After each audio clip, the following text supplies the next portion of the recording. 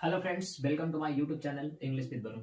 जैसे देखिए, मैं एक प्रोज का वीडियो किया था और उसमें मैं चैप्टर 1 से लेके चैप्टर 1 से लेके 5 तक बताया था कि किसी चैप्टर का क्रिएशन यानी राइटर का क्रिएशन है या नहीं है, यानी उन्हें कुछ और कहा जाता है कि नहीं जाता है, उन्हें कोई अवार्ड मिला है कि नहीं मिला है, उनका जन्म कब हुआ है और मृत्यु कब हुआ है।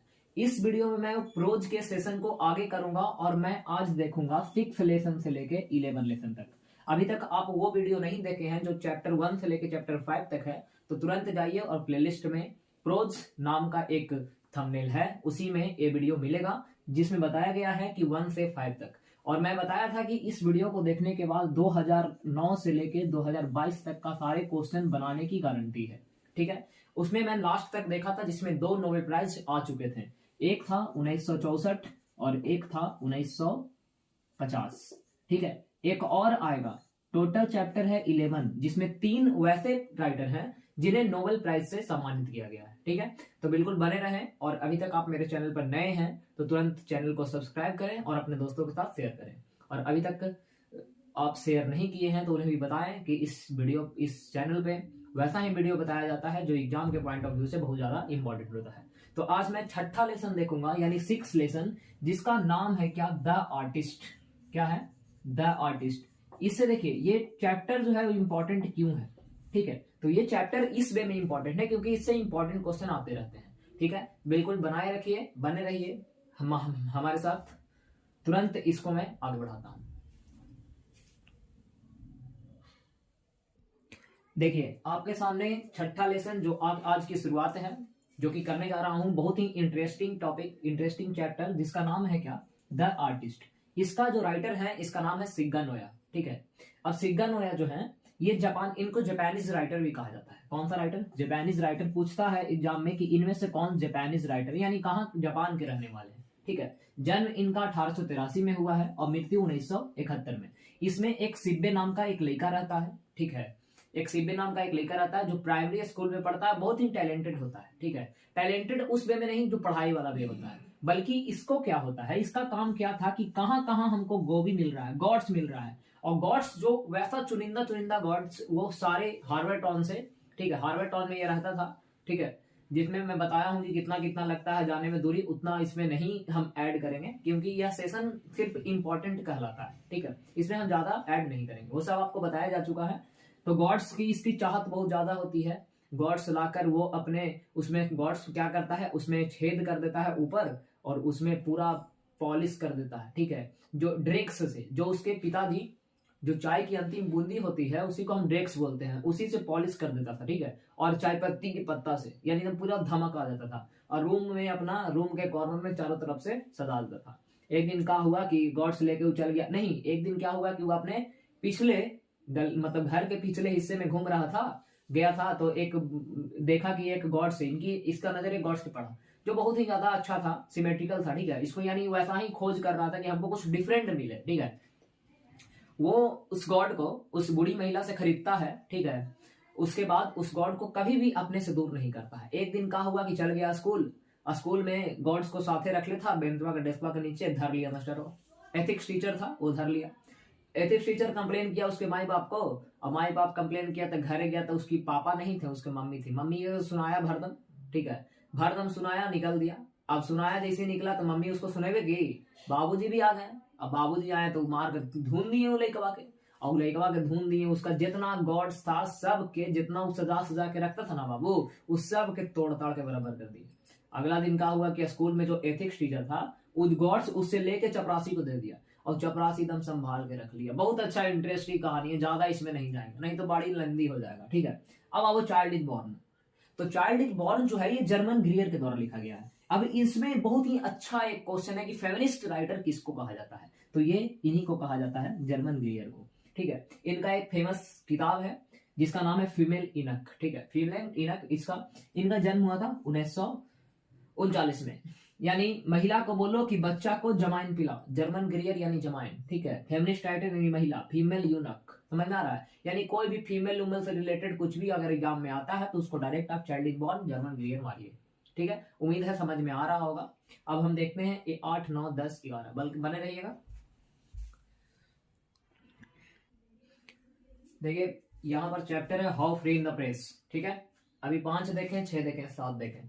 यहाँ पर chapter how free in the press, इसके जो राइटर है इनका नाम है डोरोथाइल सेयर्स, ठीक है। अभी तक हम 2 नोबेल प्राइज देखे, एक 64 और एक 50। अभी आया नहीं है, तुरंत आएगा, India through a travel site 10 number chapter में, ठीक है।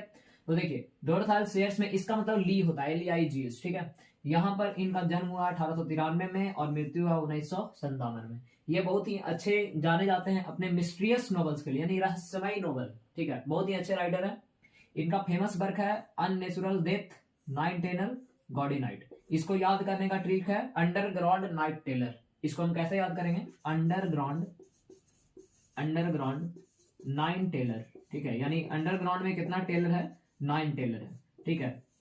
या अंडरग्राउंड नाइट टेलर्स, ठीक है। अंडरग्राउंड में नाइट का टेलर्स, अंडरग्राउंड से मतलब अननेचुरल डेथ, नाइट से मतलब गॉडी नाइट, और 9 टेलर से मतलब 9 टेलर। अगर हम बात करते हैं द अर्थ, तो देखिए अभी एक चैप्टर हम बताएं जिसका नाम था द आर्टिस्ट।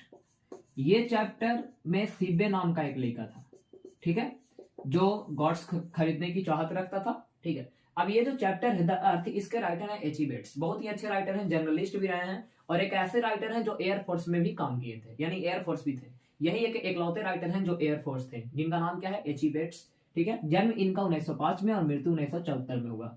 फेमस वर्क की अगर बात करें तो इसमें पर्पल प्लेन है 1947, इसके बाद है स्कारलेट स्क्वाड 1951, एक है डार्लिंग वर्ड्स ऑफ मई 1958। इसमें एक जॉनसन नाम का एक लड़का रहता था, ठीक है। इसमें सिब्बे नाम का रहता था जिसको गॉड बहुत पसंद था। इसमें एक जॉनसन नाम का लेकर रहता था और इसके पिताजी थे एक, ठीक है, जो किसान थे। जॉनसन, फिर एक सैंडर है, सैंडर जमीन लिया था रेंट पे, ठीक है, और फिर एक फ्लोरेंस नाम की लड़की से एक शादी कर लिया था। यही सब मैटर इसमें दिया हुआ है, ठीक है। विशेष के लिए कॉपी में बताए हैं, ज्यादा एग्जाम की जरूरत नहीं है, ठीक है। सिर्फ जानिए कि जर्नलिस्ट थे, ठीक है। ये जो है ये मिस्ट्रियस नॉवेल्स के नाम से जाने जाते हैं और ये एयरफोर्स के रूप में भी काम किए हैं, ठीक है। जो अगला चैप्टर है 10वां number India through a travel site, marriage proposal, ये दोनों लास्ट है। बिल्कुल बने रहिए, मात्र 5 मिनट और समय लगेगा। देखिए 10वां नंबर जो चैप्टर है यहाँ पर लिखा हुआ है India through a travel site. बहुत ही अच्छा चैप्टर है जो कि लिखा गया है PL बक के द्वारा। यह एक महिला थी जिनका जन्म हुआ था अमेरिका में। जन्म कहाँ हुआ था? अमेरिका में, लेकिन ये शिफ्ट कर गई थी कहाँ? चाइना में। कहाँ शिफ्ट कर गई थी? चाइना में। क्योंकि ये चाइनीज यूनिवर्सिटी में ये पढ़ी थी, ठीक है। जन्म हुआ है अमेरिका में और शिफ्ट हो गई कहाँ? चाइना में। एकलौता है जो शिफ्ट हुआ है इसमें, यही है सिर्फ महिला, जिनको नोबेल प्राइज मिला 1938 में। अब देखिए बाबू, 3 को नोबेल प्राइज मिला, एगो के 64 में, एगो के 50 में और एगो के 38 में। आप ध्यान दीजिएगा कि तीनों में 19 लिखल है ना। अब यहाँ देखिए 64 से कम होता है 50 और 50 से कम होता है 38। याद रखना है कैसे कि 64 मिला चौथा चैप्टर के, 50 में मिला 5वां चैप्टर के, और 10वां चैप्टर में मिला 1938। चौथा चैप्टर किसका है? आई हैव ए ड्रीम है, मार्टिन लूथर किंग जूनियर, जो कि इन्फ्लुएंस हुए थे महात्मा गांधी से और अडॉप्ट किए थे नन वायलेंस को, और इनको ब्लैक गांधी भी कहा जाता है। बात करें 5वां, तो India through a travel site, idea that have helped Mankind, लिखा गया है बर्ट्रैंड रसल के द्वारा, जिनको नोबेल प्राइज मिला 1950 में। अगर बात करें 10वां, तो India through a travel site, लिखे हैं कौन? PL बक। रहने वाले कहाँ के थे? अमेरिका के, लेकिन पढ़ने गए चाइना। अमेरिकन राइटर हैं अमेरिकन, लेकिन पढ़ने कहाँ गए? चाइना। और ये चैप्टर में बताया गया है कि ये घूमने आए थे इंडिया। कहाँ घूमने आए थे? इंडिया। तो इंडिया अगर कोई घूमने आता तो कहाँ घूमता है? फतेहपुर सीकरी हो गया, ताजमहल हो गया, ये सब घूमता है। लेकिन इनका मकसद था कि हम यंग इंटेलेक्चुअल से मिले, यानी वैसे युवा से मिले जो भारत के रहने वाले हैं और उन्हें बहुत नॉलेज है, ठीक है। तो ये यहाँ घूमने आए तो इन्होंने पाया कि ऐसे बहुत सारे युवा हैं जो कि इंग्लिश स्कूल में पढ़े हैं लेकिन वो अभी भी बेरोजगार हैं, ठीक है। तो वैसा ही, और जहां वो रहे थे वो भी इंडियन के घर में ही रुके थे जहां इनका रहना हुआ था, और वहां वे गांधी जी के बारे में बहुत सारी बातें पढ़ी है, ठीक है, सीखी है। इन्हें बौद्ध धर्म का बहुत ही ज्यादा ज्ञान था, इसलिए तो इनका मकसद क्या था इंडिया आने का? तो यंग इंटेलेक्चुअल से मिलने और गरीब किसान से मिलने, ठीक है। और मिलने के बाद उनको पता चला कि बहुत सारे लोग ऐसे हैं जो ब्रिटिश स्कूल यानी नामी स्कूल में पढ़ने के बाद भी क्या है? बेरोजगार हैं, यानी बहुत ज्यादा नॉलेज होने के बाद भी क्या है? बेरोजगार हैं, ठीक है। तो ये जो है जो इंडिया घूमने आए थे, तो ये इंडिया में जितने सारे घूमे उनको अपने एक किताब में लिखे, जिसका किताब का नाम क्या है? कम माई बिलव्ड, आ जाओ मेरी चाहे में। ठीक है। देखिए इंडिया टुडे टेबल्स IPL से बक लिखे हैं, जन्म हुआ 1892 में, अमेरिका में जन्म हुआ है, चाइना गए पढ़ने के लिए, कहाँ पढ़े, चाइना यूनिवर्सिटी में। नोबेल प्राइज मिला 1938 में, 3 लोग को नोबेल प्राइज मिला है। एकदम ध्यान से सुनिएगा, इसको लिख लीजिएगा, काम देगा बाबू, छपेगा एकदम गारंटी है। अब इंडिया घूमने आए थे तो पूरा बात किस में लिखे, तो एक बुक का नाम था जिसका नाम था कम आई मिलावट। इसको अमेरिकन राइटिंग में स्टार्टिंग में पसंद नहीं करता था, लेकिन बाद में ये बुक इतना ज्यादा फेमस हुआ कि कुछ कहने का नहीं। लास्ट चैप्टर मैरिज प्रपोजल, विवाह का प्रस्ताव, बहुत ही इंपॉर्टेंट चैप्टर। एंटोन चिकोव लिखा, 1860 में जन्म हुआ, 1904 में पवेलियन चल गया।